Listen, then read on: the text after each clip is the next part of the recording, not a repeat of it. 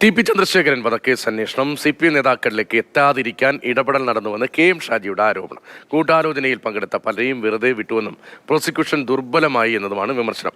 ഉദ്യോഗസ്ഥന്മാരടക്കം പലർക്കും ഗിഫ്റ്റുകൾ ലഭിച്ചിട്ടുണ്ട്. ഇക്കാര്യങ്ങൾ വരും ദിവസങ്ങളിൽ പുറത്തുവരുമെന്നും KM ഷാജി പറഞ്ഞു.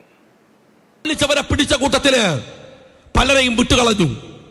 പ്രോസിക്യൂഷൻ ദുർബലമായി. ആ സമയത്ത് നിങ്ങളൊരു കാര്യം മനസ്സിലാക്കണം, ഇനിയും പലതും അതിൽ പറയാനുണ്ട്, പറഞ്ഞു തീർന്നിട്ടില്ല. എന്തെന്നാൽ ചന്ദ്രശേഖർ വധക്കേസ് അന്വേഷണത്തിൽ പലർക്കും കിട്ടിയ ഗിഫ്റ്റുകൾ വരുന്ന നാളുകളിൽ പുറത്തു വരും. ഉദ്യോഗസ്ഥന്മാരടക്കം. എങ്ങനെയാ കേസ് ദുർബലപ്പെട്ടു പോയത്? ആ കേസിന്റെ ആസൂത്രണത്തിൽ ഉണ്ടായിരുന്ന മോഹനൻ മാഷ് എങ്ങനെയാ രക്ഷപ്പെട്ടത്? അത് മോഹനൻ മാഷിൽ അവസാനിക്കോ? ആ നാട്ടിൽ പോയിട്ട്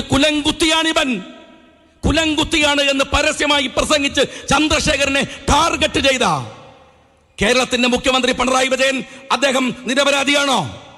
കേസിന്റെ അന്വേഷണം എവിടെയാണ് അവസാനിച്ചത്? ആരാണ് അവസാനിപ്പിച്ചത്? എന്തെന്ത് ഓഫറുകളാണ് ഇതിൽ പലർക്കും കിട്ടിയത്? പിന്നീട് എന്തൊക്കെ ഗിഫ്റ്റുകളായിട്ടാണ് അതിലെ അന്വേഷണ ഉദ്യോഗസ്ഥന്മാർ കൈപ്പറ്റിയത്? വരുന്ന നാളുകളിൽ അതും പുറത്തു വരും.